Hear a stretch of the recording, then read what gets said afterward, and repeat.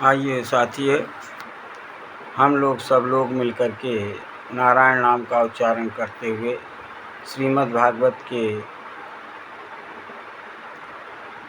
हम प्रथम स्कंद के प्रथम अध्याय के पहले श्लोक को ही चिंतन करें, जिसमें व्यास जी ने सर्वप्रथम उस परब्रह्म परमात्मा को प्रणाम किया है और उनका विश्लेषणात्मक अध्ययन करते हुए या कथन को व्यक्त करते हुए और बाद में कहा है सत्यम परम धीमहि। वो परब्रह्म परमात्मा जो अविनाशी है, नित्य है, उसको लिए उन्होंने सत्य का प्रयोग किया है। या ऐसे दूसरे शब्दों में कह सकते हैं कि वो नारायण ही सत्य है और सब जगत असत्य है। जो मेरी आँखों से देखा जा सकता है वो सब विनाशकारी है, सब नश्वर है, लेकिन वो परब्रह्म परमात्मा सत्य है। वो कभी भी इस संसार से अलग तो नहीं है, लेकिन अलग होते हुए भी वो स्थिर है। न कभी वो जन्म लेता है, न कभी वो विनाश की तो पर जाता है। वो सबको अगोचर होते हुए भी, ये निराकार ब्रह्म की बात है, अगोचर होते हुए भी सबका पालन करता है, सबको जन्म देता है और सबको मृत्यु की गोद में सुला देता है। यह सगुण उपासना की कहें तो वो परब्रह्म परमात्मा इस संसार में वही प्रकाश है, वही उत्पत्ति, स्थिति और प्रलय का कारण है। उसी से सब प्रकाशित हैं। कोई भी सूर्य और चंद्रमा भी स्वयं अपने प्रकाश से प्रकाशित नहीं है, सब उसी के द्वारा प्रकाशित हैं। वो प्राकृतिक गुणों पंच तत्वों से परे है, उसके निर्देशन में ही माया काम करती है। तीनों गुणों से जो युक्त माया है वो निर्गुण है। बिल्कुल सत्यनारायण कथा में भी आया है और श्रीमद् भागवत के पहले श्लोक में भी है। वो सत्य स्वरूपा है। सत्यनारायण कथा तो एक पूरा रेवाखंड स्कंद पुराण लिखा है। स्कंद पुराणे रेवाखंडे, स्कंद पुराण के रेवाखंड के जो 5 अध्याय हैं वो सत्य का प्रतिपादन करते हैं कि सत्य ही ईश्वर है और उनको सत्यनारायण नाम से भी पुकारा जाता है, सत्यदेव के नाम से भी पुकारा जाता है। यहाँ तक कि मेरे कवियों ने कहा है कि सांच बराबर तप नहीं और झूठ बराबर पाप।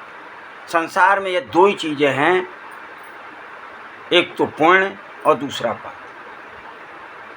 धर्म हमारे यहाँ परहित सरस धर्म नहीं भाई। यदि कोई धर्म का व्याख्यान किया गया है तो कहा गया है कि परोपकार से बढ़ करके कोई धर्म नहीं है, दूसरे हित करने से बढ़ करके कोई पुण्य नहीं है।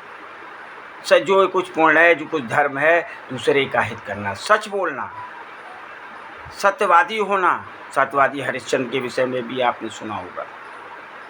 और ताप और पाप के विषय में गणना करते हुए कहा कि जो सच बोलता है उसके हृदय में भगवान रहते हैं, भगवान निवास करते हैं। कितनी साधारण बात है कि यदि आप सच बोलना सीख जाएं तो निश्चित नित्य निरंतर हर समय हर पल हर क्षण आपके साथ भगवान है, क्योंकि आपके हृदय में निवास करता है। ये महापुरुषों का कथन है। तो व्यास जी ने भी यहाँ पर सबसे पहले श्रीमद् भागवत की रचना करने के पहले व्यासोवाच लिखा है सबसे पहले, और उन्होंने कहा कि सत्यम परम धीमहि। मैं उस परब्रह्म परमात्मा सत्य रूपी उस परब्रह्म परमात्मा को जो है प्रणाम करता हूँ, उसका ध्यान करता हूँ कि मुझे सद्बुद्धि दे। मेरा ध्यान मतलब करता हूँ इतना ही है, लेकिन वो भाव है, भाव अपनी तरफ से लगाया जाता है कुछ ना कुछ। तो वहाँ पर सत्य रूपी भगवान सत्यनारायण भगवान को, उस विराट स्वरूप सत्यनारायण भगवान को, उस विराट स्वरूप सत्यनारायण भगवान को प्रणाम किया कि हे प्रभु, मैं आपको प्रणाम करता हूँ, आप जो है मुझे बुद्धि दें, भगवत भक्ति में मेरा मन लगाएं, जिससे हम जो है आगे उस भगवत चर्चा कर सकें और सबको कृतार्थ कर सकें, स्वयं अपना जीवन कृतार्थ हो। वेद व्यास भगवान भी भगवान के अवतार थे, लेकिन फिर भी उस परब्रह्म परमात्मा, पूरी कथा तो अभी नहीं, अभी आगे आएगी, कि व्यास जी खिन्न मन से वो अपने को पहचान नहीं पा रहे थे। नारद के चतुश्लोकी भागवत का उपदेश देने के बाद उनको इस बात का ज्ञान हुआ और उन्होंने भागवत की रचना की और सबसे पहले उस परब्रह्म परमात्मा सत्यनारायण भगवान को प्रणाम किया, विराट रूपी सत्य नाम के परमेश्वर ईश्वर ब्रह्म को प्रणाम किया। तो साथियों, सत्य से बढ़कर के इस दुनिया में कुछ नहीं है, भगवान ही है, ईश्वर भी है।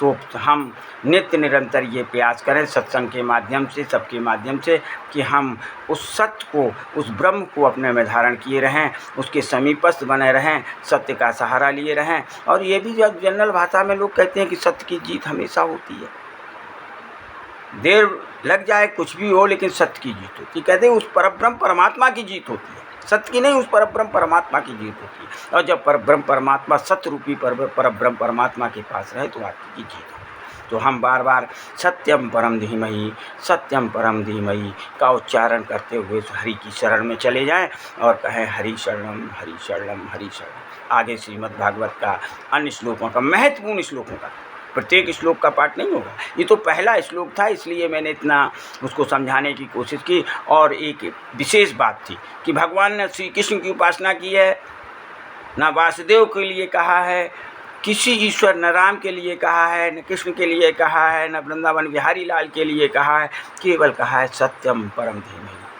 साथियों, हे भगवत भक्तों, ध्यान रखो कि सत्य से बढ़कर के कोई ईश्वर नहीं है। व्यास जी जो पुराणों के, वेदों के रचयिता, वेदों का तो उन्होंने मतलब विभाग किए, और सब पुराणों ग्रंथों शास्त्रों के रचयिता जो है वेद व्यास जी को, जो ने भी सत्यम परम धीमहि, सत्य की उपासना सबसे पहले सर्वप्रथम सत्य की उपासना की। तो समझ लीजिए कि वो विराट स्वरूप, सत्य स्वरूप, वो ईश्वर परब्रह्म परमात्मा सत्य ही है और कोई दूसरा नहीं है।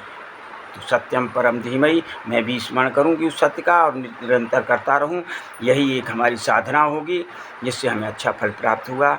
आप आइए, मूल मंत्र जो मेरा मूल मंत्र मैंने सोच विचार करके किया है कि हरि शरणम हरि शरणम हरि शरणम, त्राहि माम करते हुए इस हरि की शरण में चले जाएं। हरि शरणम।